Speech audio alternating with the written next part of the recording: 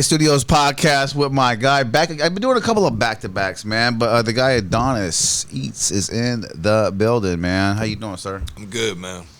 I mean, we're just talking because I felt like we talked a lot since our first pod, and so some of these guests come on and they just come on because we have great conversations, and I feel like we stir the community pot. You know what I mean? I feel like the first clip went great, man. All those restaurants loved it, you know, because having a top three is important. People love top threes. You know, I don't know. They got to categorize, and it's not even a 1, 2, 3, but the fan situations love the whole top three. What is the 1, 2, 3? But have you ever visited some of those restaurants since we released the clip? Who do we talk about? I know Capital for sure. That's one of my favorite Chinese restaurants in Chinatown, San Francisco. We go there pretty regularly. I think I mentioned Joe's of Westlake, which is just one of my favorite restaurants. Yeah. I like to go there for the atmosphere, get me a Manhattan. Who else did I name on that one? I forget. Frank Grizzly's. I stay at Frank Grizzly. Frank Grizzly. So we're going right back into the food. So I really named my favorites, you know? It's great that you did that, though. I'm glad that you came on because I think you're one of the first food content creators. Now there's a ton. There's a ton out there. There's a lot. A lot of jumping in the pot. A lot. I'm always learning about new ones who have hundreds of thousands of followers that I've never even seen. They just pop up on my algorithm, or somebody like you, a homie, will send them to me. I'm like, wow, San Francisco, I didn't even know who this was. Yeah. Like that one who blew up off of the dish? Chef. Yeah, I was in sync with that. Yeah, that was crazy. What's your take on that?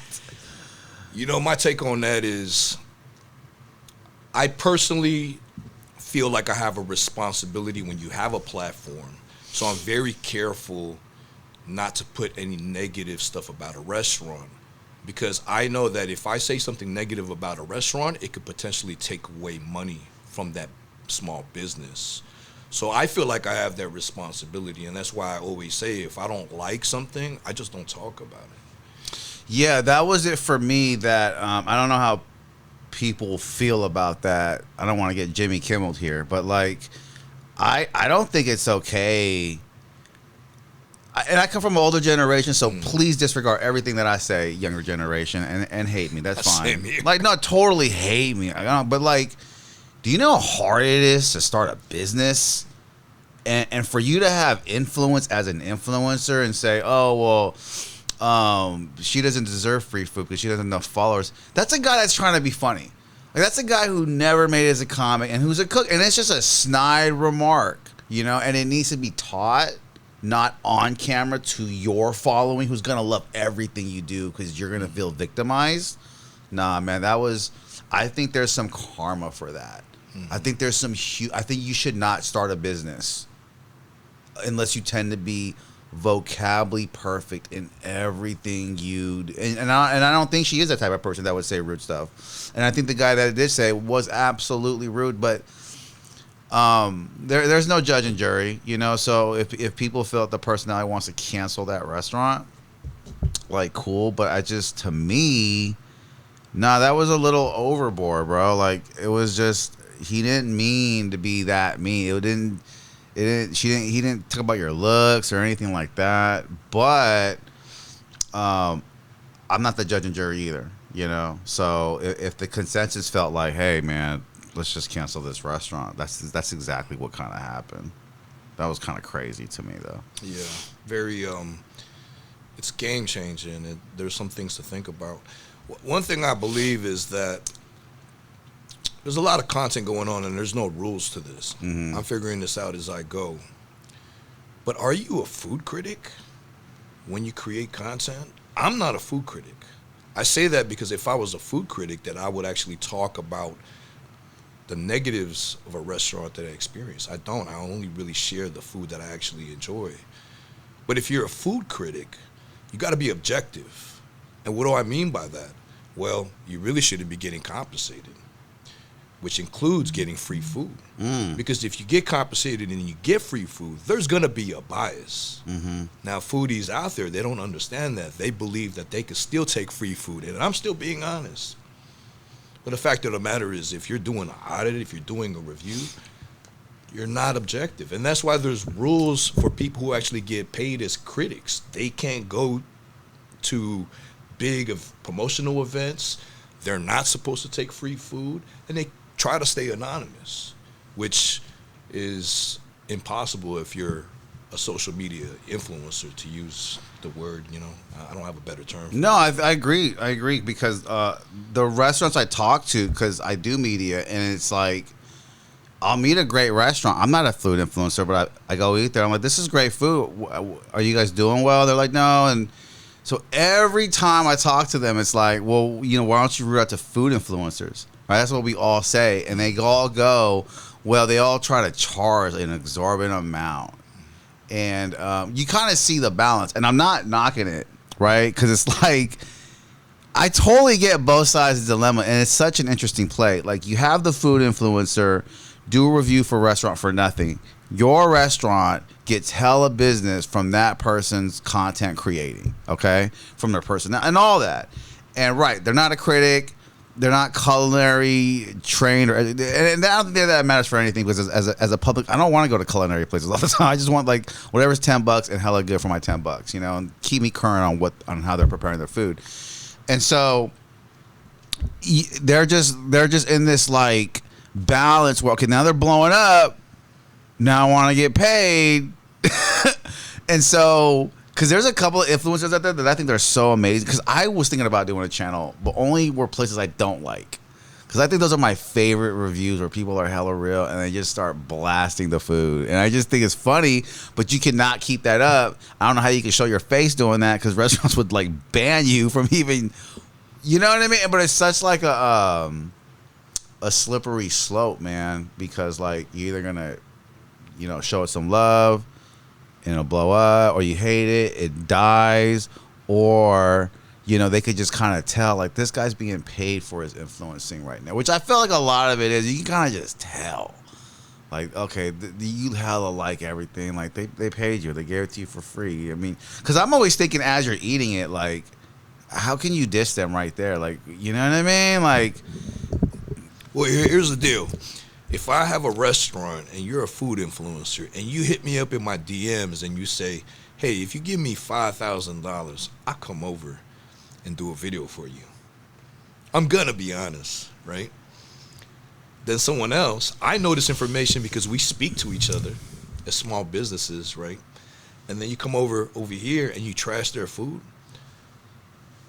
This is such an interesting business ethic, right? What you just said, that is so on point. It's like, it's just Hollywood. You might as well give the food influencer a script if you're going to pay them. Here's the thing. I believe there's always a space to make money. If you want to, social media is a big deal and a huge way to make money nowadays, independent. Mm-hmm. But you got to make it clear that when you're doing a food thing and you get paid or you get free food, you got to disclose it. Your audience has to know that. I don't know if I got a sound effect. I don't know what sound effect that made, but I don't have my headphones. That was intense, what you just said right now. That if the food is paid for or the service of content creating is paid for, that should be disclaimed in the thing. I think that would bring a lot of clarity. That's actually a regulation. It's a rule by the FTC. But not everyone's following that rule. Because regulatory, who enforces it? Who's gonna? Yeah, you got to snitch on your own pay. Yeah. It's crazy. One thing I want to address though too is it's a slippery slope, like you said, right? And everybody's trying to gain followers. And then somebody trashes a restaurant, it goes viral because maybe they trash a popular restaurant. Then the person goes around and does more content, but it doesn't do as well as the content that trashed that restaurant. Even if you went back and got an update. So now you trash more restaurants. I believe that some food influencers or some influencers, period, have made it a part of their persona. There's a couple influencers out there who their biggest videos are trashing restaurants. Absolutely. Well, so, listen, are they to blame or are we to blame? And I don't know that, because I personally, So when you watch enough social media and you watch something, like it gets old, and then you don't believe it anymore. Like right now, that Jet 2 holiday sound bites going around a lot. You know what I'm talking about? No, oh my god, dude! memory. It's like it's a Jet 2 holiday, and if you can get like, and it's like, so right now, the food influencer game has gone up, but I am getting less stigmatized by the good ones because it's like that's all I see and I don't believe you. You know what I mean? And it's like, well, and just like interviewing you the first, it taught me a lot. So I don't know. And then, but when they do it bad, you don't see those a lot. Those stick out. So that's going to become a trend. People like content, like what you said, it's a slippery slope.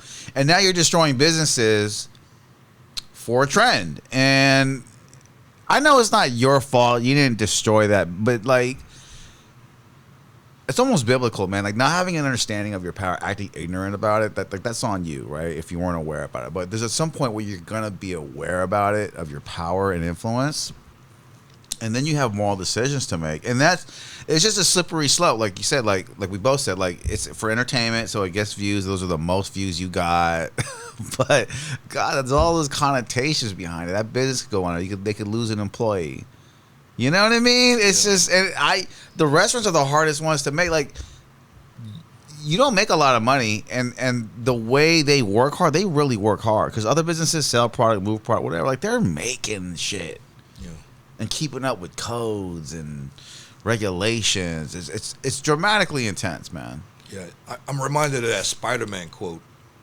Is there something like, with great power comes great responsibility? Yeah, it's a great quote. All the time. It's a great. Those comic books have great quotes. Timeless.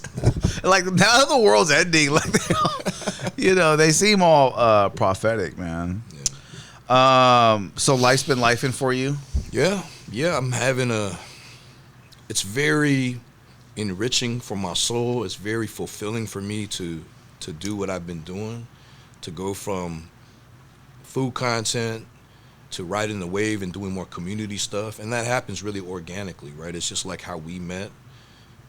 You tapped in with me, you invited me, and then, we've been dialoguing. Sometimes we just share restaurants. Sometimes we get a little deeper on some issues. Like everything I'm doing is organic, and it's just like one big wave. Though. Yeah, it's just one big wave, and I'm riding. And, being a proud Bay Arean, the community is just getting smaller because then we connect, so and so and so, and it's getting smaller for me. Yeah, I've seen it. Yeah, and I'm proud of that. I'm proud of the audience, and I'm there's a lot of positivity out there. I'm feeling ton. Your comment section goes crazy. It's hilarious. Some of it's negative. Some of it's about the way you talk, which is hilarious to me, man. And I see all that back and forth too. I should probably jump in and defend you. I don't know, but it's just like I don't know what it is. But I love seeing the thoughts get exchanged in the comment section about all that's going on because you are doing stuff for the community. You do have a lot of loyal fan base in there. You got family in there. We're not all stars. Like you're from a community that knows you, that sees you. Yeah, when they comment you, some of these people see you in the streets. You know what I mean? It's from actual just love and support. That's one thing I'm very proud of is because a lot of the comments that are coming in there, a lot of the engagement I get, these are people that really see me outside. If I don't know them personally, they see me outside. Like you are outside. Yeah. And that's kind of tough to do because your page has engagement. A lot of these guys that have engagement don't want to go outside because they're not good at being outside. No. And I see it. I've seen it before I was doing this whole thing, In fact, I was at the Everybody Eats Festival. Shout out to Savs, Mike. That was a great event. Did you make it there? I didn't, man. My bad. You did invite me too. I didn't make it. I don't know what happened. It was a great event. It was fantastic. It was like everybody Bay Area, beginning with the Filipino culture, but whoever wants to come along was there. And it was a great event. Somebody made a comment to me. Somebody random. Somebody I met for the first time. He says, "Hey, man, I've been following you." And he was like, one of the things I like, man, I've been watching you. When I see you outside, man, you just like a regular dude. Some of these influencers act like they're celebrities, like they talk. But I think it comes down to just being uncomfortable being outside. I've always been outside, so it's normal for me. It can be very uncomfortable. It is, yeah. But a lot of no disrespect to any other, but Asians love being outside. Like there's a certain group of Asians that don't like being outside, and they're very pale. Yeah. But like there's a certain group that do, because I think like for us being Asian American, we are in this culture that we've seen on TV, and now like we're a part of it. Yeah. You know, and so right. Like I just feel like when I'm outside, I'm in America. Like I'm in that TV show that I watched in the 80s or 90s. Like I'm fulfilling shit being outside. I don't know, it's different for everyone. You're probably outside for very different reasons, but for me, I feel like being Asian American, you're outside, you're representing. Yeah. And you get no better feel of this state, of this country, of these people, of your community, of your culture than being outside. Possibly the last generation to do it. Everything's kind of inside. Everything's, I think, going to go metaversey in a while because it's easier, you know, to represent yourself in a digital form because everyone's less healthy. Yeah. They don't, you know. I think one thing is, you know, growing up, really, Asian Americans have always been outside. But when you see mainstream media, the movies, we weren't always pictured in those, right? With social media, creating our own content, we could really show what it's really like outside. So I think that's one of the things that makes me feel good is because when I'm outside, I really feel like I'm representing for Filipino Americans, Asian Americans. I feel like I'm representing for the Bay. I feel like I'm representing for us, you know? Absolutely are. And that's where I was talking about to you off air, like Jimmy Kimmel, that's unfortunate, but TV's dead. I like watching social media. There's all these problems with it, but it's very accurate. You feel like the news coverage you get from it. Like even when that guy got caught up in SF, I didn't mean to say your guy, but like those guys in SF, Richie Rich or something like that, or Richie or something. I don't know, but he would always comment on like the homeless people outside of his. Okay, yeah. That was such an interesting play. There's got to be a channel where that just gets talked about in its own form. But, like, it was interesting because I think he did music or something. And he was definitely involved in the culture of SF. And he would just comment on, like, the homeless people, the fentanyl users, the open use of drugs. And then the city finds out this guy's, like, pimping or something. Oh, you didn't know that? Or something. Yeah, they arrested him. And it was kind of funny because it's like, damn, like, bro, did you pose at times where it's like the police would say, hey, why aren't you at work? Because I feel like I kind of know that, you know what I mean? Like, and I'm almost on that, hey, bro, if you got to pose, you almost got to pose, like, on a schedule, like, at 5 o'clock to, like, have people. Because cops will think that, like, they're going to look at when you post and be like, does this guy actually have a job? And if he doesn't have it, then what is he doing to make money to keep posting? Mm-hmm. You know what I mean? And so I don't know, like it was bringing a lot of light to what was going on in SF, and then you don't hear from him no more because he's in jail. I think that's one of those things, though. You had somebody who caught a wave posting on the negativity of San Francisco, and really, the conservatives, right? The conservatives really took him like he's the guy to watch, and I think he was invited to a lot of conservative channels, so he caught a wave doing that, right? And that was his thing. I don't know, like personally, like, I don't want to ride something that's negative, you know? Yeah. Especially with, like, San Francisco, like, you know, the whole Bay Area, we got a lot of negative stuff. But there's a lot of beauty in the hood. And that's always been the Bay Area's attitude toward its hood. There's a lot, of course there's negativity here. Stop commenting on that. There's a lot of positivity, my friend. A lot. Right there. Yeah. Right there. I love what you said. There is that balance, bro. Like, you could totally capitalize on views with negativity. You could totally, but here's the thing, kind of like a soldier for the devil, because like you got used and then you ain't gonna get used no more. But the people that I see that always sacrifice stuff for the views, these are happier people. Yeah. These are people that aren't gonna do you dirty for a post. Yeah. These are people who are like, no, I'm not posting that. Like, yeah, and there are people that are usually happier because they don't have to think about stuff. Those people that are posting to like expose you or put stuff in a negative light, those are kind of, I'm just being honest, those are weird people. I don't find those people to always be around a lot of people or to have a solid group of friends. They seem very willing to do stuff to be famous and then to be alone. And that's just my take on stuff. There's no longevity to it. Just from like what I've seen. Growing up, I always thought, just personally, right? I always thought it's interesting if you meet somebody and they don't have old friends around them. Yeah. You know what I'm saying? Right. That's one thing I always notice. That is a character thing I do look at people for sure. Beware of an individual who doesn't have old friends around them, that everybody's new, and they always have a lot of people, but there's nobody old. That friend didn't take losses and sacrifices to keep their friendship. That friend was probably way over judgmental about shit. And those are the people, when I look at people like that, you're being hella over judgmental right now, bro. Like, you're not going to have, I hate to say it, but some of the close friends that I've had, like, you're being way too hard, man. I'm not a perfect person. like, I'm not trying to be one either. I'm trying to be your friend. Like, your most closest loyal people are not perfect people. And I think beautiful people recognize that. Like, they are not perfect, but I have their back because there's some intention there that I see is good, and then I can rock with. You know it's like if you're going to point the finger elsewhere, you got to point the finger at yourself. It takes self-awareness, right? Oh, my God. My one of my best friend's dads had the best saying ever. Did you ever hear this one where he's like, that? You know about this saying? Where you point the finger, be careful because you got 3 more pointing it back at you. Exactly. That is the best statement I've ever heard, man. I was like, yeah, don't ever point the finger. Wow. Like, that's a great statement. That's real talk. I mean, when I see something negative, oftentimes I'm like, I see it in myself. Maybe I've done it in the past, or maybe I see a little bit in myself, which is a good cue to improve yourself. What does SF need right now? Where does what? What does SF need right now? The city of San Francisco. What does SF need right now? What does it need more of, less of? What is it needing? Well, the thing that comes in your mind, in your concept.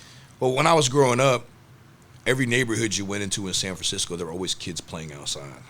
Like, I remember kids playing kickball outside and baseball with the tennis ball so you don't crack any windows. That's what I always remember. Like, kids everywhere, like blocks of it. I remember Halloween everywhere you go. Like, my neighborhood in Daly City, when we first moved there from the Excelsior, I remember walking down the street from my house on Halloween, and it was shoulder to shoulder. And now you don't see kids no more. And if you didn't know, well, did you know that San Francisco has the lowest percentage of children out of all the major cities? Absolutely. A lot of the people that go there don't. And it's not just gay couples. There's a lot of single people and people in relationships that aren't having kids in SF. It's like a temporary spot where people go to work and have fun, but once they have a kid, it's unaffordable, so they go to the suburbs. They might go to Daly City or South City or Hayward, right? Yeah. But the city itself is not conducive to raising a family. It's also not conducive to small businesses. There's a lot of red tape. So I think for me, what would be great is if San Francisco can make it conducive for small businesses and families again. Maybe San Francisco needs to grow and take other cities. Well, it's tough for San Francisco to do that because there's so many people there, though, right, Adonis? And there's more people coming in like every year, right? I guess that's true. I mean, San Francisco is actually... That's a tough economical challenge that's facing. It's popular. It's a popular city. Yeah. But really, it's a small town. I believe, I forget, I haven't checked the numbers lately, but I believe residentially there's under 1 million people in San Francisco, where during the day, work-wise, it's well over 1 million. Yeah, because a lot of people vacate the city after exactly. work. They live in the suburbs. They live outside. So there's really not a lot of people in the city. It'd be great to have community events, though, where you have like a national night out with kids and you block off blocks of neighborhoods and just make kids play outside. Yeah. Set up video games out there, little movies, what I've been feeling a lot is, I know Daly City's doing a lot of it, so shout out to Daly City and the leadership over there, but like these block festivals. Those are great in Daly City. They have a lot. Exactly. They're very community-oriented. South City just had a great one for the Latino community, and San Francisco has some, like Chinatown has their night market. They do, but Daly City has my Filipinos, man. They're all about community, so I think that's what you see. I mean, I don't know, but like Daly City's great for that. We got the hip hop festival that's happening every year now. We just had our second one. We got the Top of the Hill festival coming up. Hey, make sure you're there. They block off from the border of San Francisco where San Jose Avenue turns around, where the 14 Mission turns around. They're going to block that off all the way almost down to Daly City BART and like 3 further blocks down Mission Street. So okay, what day is this? October 18th. Let me double check my phone here. You should go to that one, B. This should be a clip right here, yeah. October 18th. It's a Saturday. Okay, I'm sending this to myself. Hold on. 20. Okay, 26, 25. Have you heard about this? No, man, you're the one that keeps me up to Bro, date Bro, on all the outside. You invite me this, I don't go out. I'm a hobbit. I need to go out, and I feel thank you because I feel guilty, and I'm like, you know what? I gotta go to the next one, man. So there's a lot of performances at this one, right? I know you're a big music guy, but Spot Absolutely. Breezy's gonna be over there. I don't know who that is, but okay. Anahea. No. This is big, like they call it Jawaiian music or Oh reggae. yeah. Yeah. That's his own world. Yes. Yeah. Yes. Reggae. A lot of people are into it, especially Filipinos, Hawaiians. Yeah. Big Body Cisco, from South City. He out there in Vegas now. He's a big figure in that world. You know what I mean? Rest in peace, Fiji. I didn't know that. Yeah. I didn't know that. Tell me about the page. I seen you doing a lot of collabs. Seen you still visiting places. I like the way that you're keeping your page more community orientated. You're definitely. I feel like you're taking a different direction. I thought we talked about it a little bit off air, but like. What does that mean to you? What do you mean? The different direction. What are you seeing? Give me an outside perspective. Well, everyone's just putting plates and going like this. I don't see you doing that. I don't see you doing pay to plays. I seen you getting recognition for the places that you have put on, but then I didn't see you like run with it. Now, I'm not saying that as a bad. I find so much respect for people who get traction for something, and they try to find something moral about it. Like Lil Russell does that. Lil Russell should not be trying to get back. I'm not saying that for real. I'm just saying, like, if you look at it from a business standpoint, he should be spending every dollar just trying to get more money because he's hot. And you're not going to be hot forever. You're just not. It's going to have a wave and it's going to die. You're going to turn 30. Some other kid's going to come up and make it look cooler than you did. I'm sorry. But, like, he threw an open mic. That was beautiful to me. You didn't have to do that, Lil Russell. You didn't have to throw an open mic. You know what I mean? For artists. You're making money. Maybe he made some money that night off the entry fee or whatever, but I'm probably sure it pales in comparison to what he could have done like 5 features for that night. And so he gave back, and then after the artists that performed, he collaborated with them on the clips of their performing and like, dude, everyone's following Lil Russell right now. So like my homegirl Trina that just came on did something with me, some content. Posted her huge. I'm just like, Trina, like I didn't tell her, but I was like, dude, there's like everyone following this guy, and then now they're watching you. Like, that man's fighting his own future depression. That man, you know what I'm saying? People that do that, they do something bigger, and like I'm telling you, they go through ups and downs. But when those downs comes, because I know this from experience, there are people that you help that will come and be like, man, I remember when you did open mic, bro, and I saw it, and it just did so, and it meant the world for me. And it's hard for you to have downs when you do so good. I know these people, man. When you do so much good and you don't capitalize on every bag, you can't. You almost get mad that you don't have downs. Like, damn, I was supposed to be. I want to feel sad right now. I can't because all these people keep coming up and giving me inspiration and telling me. I don't know. It's just my take, but like that's what I see you doing your page. It's not like, hey man, pay me, I'll come through and interview you. I don't have to do it. You're kind of just like, this is what I want to do. Like, I have friends, I have people that I like. You're not going after these celebrities. You're not even doing that. You're just like, and I think you can kind of sense when you hook up with celebrities, it's kind of shameless. It's kind of like, it's kind of soulless. All for the views. I think you're just like, yo, let me just put some community in this page. That's what I see. You can tell me. You ever heard of Maslow's hierarchy of motivation? No. I got put onto this about 10 years ago, and it's a motivational tree. You can look that up, Maslow's hierarchy of motivation. So at the very basic, at the bottom of the pyramid is you need food, you need oxygen, sex, right? The bare minimum. And you need to meet those in order to function. Those are going to be your automatic, but as you go through life and progress, it moves up. So at the very top is like spiritual motivation, community and things like that. So I like to feel like I'm operating a lot at the top of it. I think someone like Lil Russell is definitely operating at the top. It's not so much about survival at the bottom and just living. He's operating at the top, which is community.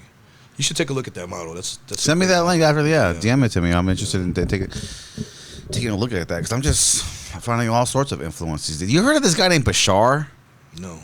How do you spell it? Oh, this guy is weird, man. Like, he talks with his eyes closed, and he just talks in this. I just found him recently, but I want to see now. I'm gonna show you something. Yeah, it's just, he's weird, but I gotta admit, I want to hate him, but everything he's ever said is like on point. Hold on, what's his name?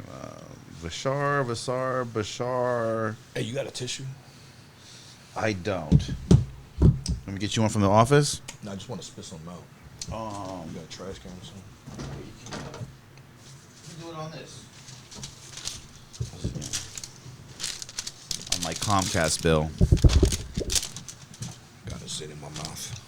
Bashar. Yeah, I think it's Bouchard. Hold on. No, Bashar. No. I'll bring it to you later. But this guy talks with his eyes closed, and it's just like, he just talks like that, and I'm just like, this guy's full of shit. But then, like, someone asks him something, and every time it's so on point. I'm like, I don't know, maybe it is, you know, because it was, I don't know, because they're talking about all kinds of, like that whole alien vessel that's coming here in 2027. You heard about that? Whoa, no, I don't know what you talking about. You didn't hear about that? No. Man, this is like credible media, sort of like the New York Post and the Washington Post have said and stated that there's this thing that's shooting at us in a direct line of Earth, and the way that it's moving, it's not like a meteor. They say it's an alien. Wow. The real media companies are saying like this thing, because it has like a metallic surface, it's shiny, and it's big as like 5 football fields, and it's just headed straight toward. And so there's like two theories. Like either it's a comet, well, they're not telling you that if it's a comet and it's just passing by, it's going to sling back because of the way our gravitation and shit is. Like things that pass by, they do swing back. But they say that the way it's driving, that it's for sure an alien. This is crazy to me because how often I scroll through social media, my algorithm has not. It doesn't get that? Yeah. Yes. No. The algorithms are really good. You're right, Adonis. The algorithms are so good that because I never heard of Charlie Kirk, ever, and then I had to go research him, and I was like, oh, but like I'd never seen one clip ever. But I always get all the alien shit, you know. Make sure you send those to me. I will send that to you, bro. These are like credible, big media source, and like there's this thing called Project Blue Book where it's documents from the government that said like we're gonna try to impersonate God. Like there's gonna be a moment that happens where we might try to like impersonate, and then you know they have all the technology now to do it because you know they have that thing from the sky. It can project a voice only into your head. No one else can hear it around you. I've heard something about that. That's what it's right? There right now. Like they can project voices in your head, and only you would get it, and everyone in this room wouldn't. I mean, that's dangerous, bro. This is a great time to be alive, my friend. Put the Netflix app down. There's life going on. I can't even watch a Netflix show. I'm like, yo, there's so much. Nah, you gotta really research that. Like aliens are coming in 2027. You think I'm playing? 2 years. Yeah, no, we're gonna have first contact in 2020. That's what all the people are saying. The governments are getting ready. I am not playing with you, my friend. So, what are you doing to prepare for that, mentally or? I'm eating popcorn. I'm gonna cash out my Robinhood in 2026. Like, yeah, I want to invest a dump money in AI. Everything I earn is going into AI stock. Because I can see everything needs AI. The hospitals need AI. They always fucking up. What do you recommend to invest in for AI? Is there like a I can talk to you. Mutual fund or something? First of all, there's a lot of companies that are micro-nuclear. Do you know what I'm talking about? No. So they have a nuclear plant. Okay. They're making little ones that are like portable. Okay. I'm investing in those companies. Okay. You got to give me some tickers. Oh, bro, I bought SMR $25. It's at 48 right now. SMR. They're a good company in micronuclear. In terms of Nvidia, yeah, I bought Nvidia. I bought it. My average is like $58 a share. Now it's $170. I have Nvidia. Okay, yeah. So you're booming on that. There's a tech companies that have to make the hardware for AI, like ARM. They actually make all the tech components for AI. So that's how I think. Like, well, if you have to make AI, isn't there like hardware that has to go with it, and who makes that? So I bought ARM. They're doing great.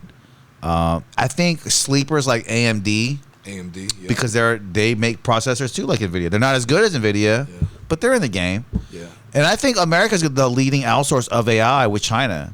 And I think the whole world's going to be asking for AI in 5 to 10 years. They're going to want it in everything, in their hospitals, in their law, in their teaching school systems. AI can fix why would you? I mean, come on. Every time you talk to someone, we're always talking about how we fuck up. You know what I mean? Oh my God, I did this and I put this basketball hoop and I spent 4 hours and I had to put it all. Nah, like we're never doing that again. Like AI is going to make sure we do everything right. Yeah.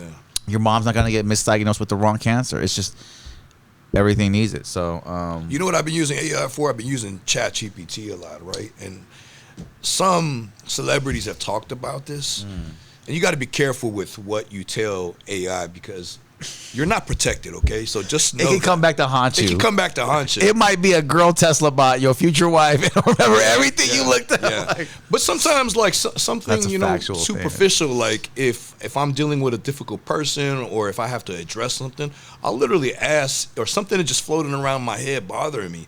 I'll ask ChatGPT, "Hey, can you act as my therapist and be objective and give me some feedback?" And it will. These thoughts, and it does. Did you pay for it? I have the paid model, yeah. I have the paid model too, because it makes flyers now and all that. Yeah, and it's like unlimited, like it's unlimited. Yeah. Because the free one I think is limited. It's scary the responses, how good they are. Yeah, and it's positive, has its positive connotation. Yeah, there's a bunch of people I know that are falling in love with it already. Too, that they have like weird news reports. But you go out there in public, Adonis. So hold on a second. You said falling in love with it. Oh yeah, there's a bunch of cases out there. New York Post again. People who've trying to marry it. Yeah, like weird shit because people are so neurotic these days. They're mentally. I don't know how to say it, but you know, because you're outside and you see it. You talk to someone and they're weird. Yeah. You can tell from the timing of this guy's off. Yeah. I think these are the people that are making the news reports on that are the people that are falling in love with it. You know what I mean? Because you're not. So everything's skewed to me, right? You could have a news report. People are falling in love with. What kind of people? Mm-hmm. Are people that I can talk to and I'm like, yeah, they normal, or like that weirdo on BART? Yeah. Like, give me a break. Like y'all trying to sell shit. Y'all trying to sell an article. I get it. I don't think it's accurate. I think about that a lot with the comments I get. You get a lot of troll comments. It could be AI. And sometimes I just, when I'm out and about, I just look around and I go, it could be any of these people making those silly comments that actually bother me in the night. And I say, it does bother. I could tell. It does. It's personal. Yeah. Right? But then when you get out and you look at everybody, you're like, you know what? If I'm going to tell you something why it bothers you, and I'm just going to go psychological with it. Yeah. Bro, you are a very genuine person. Thank you. And I know you do not like it when people are commenting on that. I can tell you're one of the most adaptive people I know because I feel like you're like me. And I'm just being honest. Asian Americans in this society, it's the hardest to get. Indians have it too. The way our parents don't like anything to do with it and all. Like,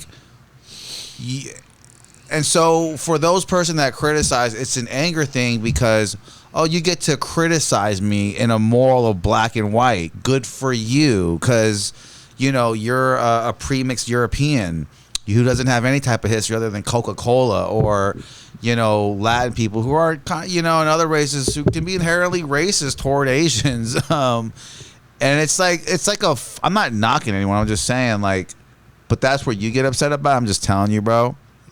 You should know you're an authentic person, okay? But I think there's been some stuff in the past where people have challenged that because Asian Americans really don't have a cultural identity. We're building one, and I'm being on. Asian Americans are building one. Like, we don't get televised. We are not in sitcoms. America is so stupid that if we don't have a television show to base you on, then they don't know how to treat you, and they'll bring up some Asian shit, and it'll come off racist. Because Asian Americans, we don't even realize we're Asian American until you say something about it. A lot of times, if we're talking about white guy, we're talking about sports. We just keep it about. Don't talk about Hideo Nomo or some stupid shit. Just talk about because we just want to be American and authentic, and we're very good at it. There's a lot of hate toward that. There's just a lot of hate because of the way our credit scores are, our efficiency. I don't know, but like, I'm just telling you, bro. You're a very authentic person. You should never question that. I appreciate you, man. These people aren't. And it's a stupid ass thing, but it's a funny ass thing to look at because they're trying to use these culture blends to like make it look wrong. You know what I mean? I don't know. It's like, this whole country's a culture blend. I try to tell people all the time because there's so much hate. Like you said, there's so much hate, and I have conversations with my black and my white friends. Like, I love this country. I love the way y'all hate each other. I'm just being honest because this is something beautiful, man. Who could make Nike? Only America. You got a white dude who made running shoes, who like was the only American shoe company doing well, organized as fuck, and then he let black people dictate his colors. I'm keeping it 100 with you. Like, it was always black people wearing the loudest colors, and that changed it for all of us. Like, and I felt like they kind of dictated the color schemes of some of these shoes. You know what I mean? Definitely. And I think the culture, and props to Nike for letting black people influence your shoes because they totally fucking did. I mean, you bite a lot of the people that redo y'all shoes, like, and so, yeah, I think even the Macintosh company learned something from Nike, like the colors. It's all about and Nike went over. Adidas never did that. Adidas has stayed boring with their shit. You know what I mean? It was just pretty standard, whatever. Nike, the materials they used, and it wasn't always leather, some fuzzy shit. They would go nylon. They would try Yeezys. I mean, they are so open-minded. That's what this country is to me, like Nike. Yeah, even Adidas, right? When they caught fire for a minute, they went off the Kanye thing. Yeah. So. Well, it's such a weird thing with how they went off because it's like, looking back, they're a German company, man. Like, they come from racism, and why did hip hop adopt them? Because those jumpsuits were fire. Yeah, that's why. The jumpsuits were fire. Did you see the Air movie? Yes, I've read the book as well. Okay, that was a good movie. Yeah, Air, about the shoes, and it was kind of inaccurate though. Inaccurate. It was very inaccurate. Yeah, they always do that with movies, right? Yeah. Well, the black guy had a bigger part in it. And it was funny because Michael Jordan didn't even sign off on that movie until they kind of made that apparent. Like, the black dude had a big part in this shit. The one who went to go talk to the mother? Exactly. Yeah. Well, the white dude wanted to go talk to the mother. But I think when they came to Nike, it was the black guy that they kind of fell in love with. And Chris Tucker, right? Yeah. Yeah. And he played a great role. He did. He really changed up his whole way of talking. And I was like, oh, this guy's a real actor. Yeah. He ain't smoky no more. Still smoky. I just had a memory. I remember coming from Las Vegas back in the Hypebeast days, and Hypebeast, what was that? Hypebeast days when like Huff, SF was cracking. They were still on Sutter, and there were all these brands that were coming up. Like the Hundreds came out. This is like 2004, 2005. Okay. Streetwear. When the streetwear first came out around 2004, 2005, and I forget what hoodie I had, man. I was in Vegas. I was wearing this hoodie, and all of a sudden, this dude tapped me on the shoulder. He was like, "Hey, nice hoodie," and it was Chris Tucker. Wow. And he asked me, "Hey, can I buy that hoodie right off your back?" I was like, "Nah, I'm good." You knew who he was, though? I recognized him when he was. And in you front said of me. no? Yeah, I said no. That's some Bay Area shit. Right It is. It is. Yeah. Yeah. Any other state in the country other than New York or Florida would have probably gave him the sweater. As far as I know, he has all the access to that. I don't have the access. I have to wait in line for that. Yeah, it's true. But Barry people have swag, so we know. You know what I mean? That is a crazy story. Yeah, Chris Tucker. I wish he would do Friday again. I wish they'd bring back the last Friday. Classic. Yeah. The first Friday was so... I read all the back end stories of that. That's the stuff that shows up on my algorithm, because the budget he had to work with that was like nothing. And it was so funny. Cat Williams coming to Dave Chappelle... No, Ice Cube's defense. Like, y'all go to Goodwill and be like, look at all this cheap shit. Like... because some of the actors were complaining about the pay from that movie, and it's like that movie put you guys on. Like that movie made you guys cultural icons. I think Big Worm was complaining about his pay or whatever For the first one. Yeah, Big Worm was in the first one, right? Yeah. And I think his pay was only like $20,000. It's been a minute. I got to go back and watch him. Dude, Ice Cube made y'all legends. You know what I mean? There's only a couple of things where like I felt like maybe it was Dave Chappelle's show and Friday where people are gonna always just yell. They're not gonna take you out of your character. They're never gonna take you seriously as an actor. When they see you in public, you are that character from that movie always. You know, like I think Chris Tucker still gets called Smokey. I bet. You know, like how could you not? Oh yeah, for sure. I would like. But I mean, I don't know. You just call him Chris Tucker. So, but if he never did another movie after that, he would only be known as Smokey, for sure. Was that his first movie? Yeah, he was a comedian before that. I told you, I read the story, man. He was a comedian before that. You got a book? They weren't even looking at him, and then I think he was trying to figure out how to get into Hollywood, and then he came in off a tour. And just fucked up the audition. Didn't do good. Didn't prepare. And then like he got with the acting coach. Said, "Hold on, let me come back." Got with an acting coach. Kind of developed the character. The character who was, you know, the girl that played the crackhead. I vaguely remember. Okay, but Felicia. Yeah. So she helped Chris Tucker develop that character actually. Because she was already in the movie, and then he got with the acting coach, and then with Felicia, and then not with her, but they just, you know, she tried to help him, and they developed that character. So, oh, you should make it the high pitch. Yeah, you should sound high pitch. Like, oh, that's funny. Oh, okay. Oh, that's your character. That's your character. That was him. And then Chris Tucker went back and did the audition with all that in mind. Like he really went prepared, and then nailed it. Hey, remind me, who was in Next Friday? Day Day. Who was Day Day?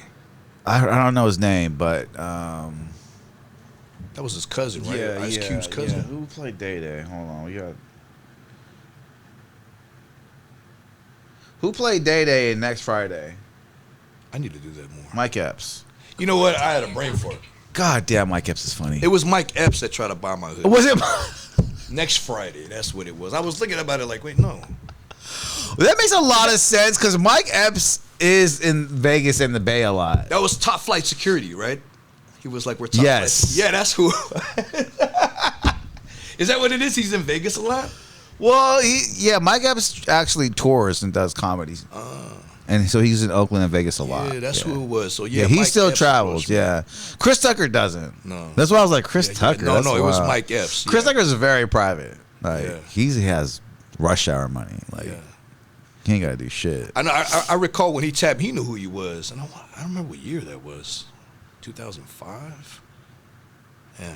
That's such a hard thing to do. Is do Friday after Smokey. Oh yeah. Gosh dang. Yeah. That's crazy. Did we have a third one? Yeah, Friday After Next. Friday After that, and then Day Day did that one too. I gotta go back. Day Day's a beast, man. That's crazy. Yeah. He's just a beast. What do you got planned? Come in. What do you got plans for the page? What do you where's your head at these days? It seems like it's evolving. You know, I'm working with a group of younger gentlemen, and they're real film guys. Shout out to Brian Lee. I showed a little bit of it. Brian Lee? Yeah. That's my name. Brian Lee. Yeah, just like you. Actually, I have you guys confused in my text messages. But his name's Brian Lee? Yeah. That's great. That's a great name. Brian Lee Film? That's a great name. Let me double check because I'll be slipping. You connected with my boy Josh, right? Josh Studios, right? Yeah, Josh. I don't know what he calls his company, but Josh. That's your boy too? Yeah, we ball together at 24 Hour Fitness. That is hilarious. Yeah, Brian Lee is really talented individual. I met him you would know. Yeah, I actually met him at an Asian American creative thing where I came in as a subject matter expert to speak on social media, and he introduced himself with me, invited me to lunch. We went to have Indonesian food in the avenues. We did a little video on it, and then we've been tapped in ever since. So we're doing some content now that's higher quality. That's dope. Yeah. You deserve that. Yeah. Yeah. So looking forward to that. I think people still love what you do, though. Raw. Bro. I'm going to explain why. I've seen a couple of people go that route where they I don't know, like, see if you agree with me or not, but some people kind of turn off a little bit when they, you know what I mean? Because they see what's coming. I like the authenticity of it. I don't know. Like, I watch these travel shows where, like, this guy's going through the hood of India, right? So as soon as, like, the travel show I see is edited with music and editing and the person talking, trying to make that, I just turn off. I'm like, no, that's not what I want. Then I see the other guy. It's like a GoPro cam. He's like, yo, what's up? We're in India. Look. And he's just walking. Barely any editing. I think the audience does really like the raw footage. That's one thing I know. I have some content that people who I've met who've done really good content for me. Because you come off genuine. It doesn't hit nearly as well as the stuff I do with the selfie, right? Because you come off genuine with the selfie. Yeah. We believe it. Yeah. But as soon as it's nice and edited, it's like, wait a minute. It's just my take. You know, that's where you shine. Like, I'm telling you, your authenticity. People from the Mission, the Daily, they vibe, and it grows from that. You know what I mean? And then because you have the following people, they fall in. You know? So I'm just saying, like, please don't lose that. No, I recognize that. Yeah. And I enjoy that part. That's all. It's right there. It's on the spot. It's unedited. A lot of times unplanned. Bro. Yeah. Do you notice that's what the viewer trusts? Oh, yeah. That's what goes viral, right? Did you see the video of my homeboy JP? Shout out to JP. No. So we were having dinner at this newer Cuban restaurant in the Mission. My homeboy Chris Garcia was coming from the Philippines. He has a resort out there called Siargao. Siargao Resort in Siargao Island. So anyways, we had like a reunion dinner. We've been homies for like 25 years or so like that. And I just filmed my buddy JP telling his skin regimen of what he puts on his face. He does this thing with like egg, yogurt, olive oil. I don't remember, right? It's in the video.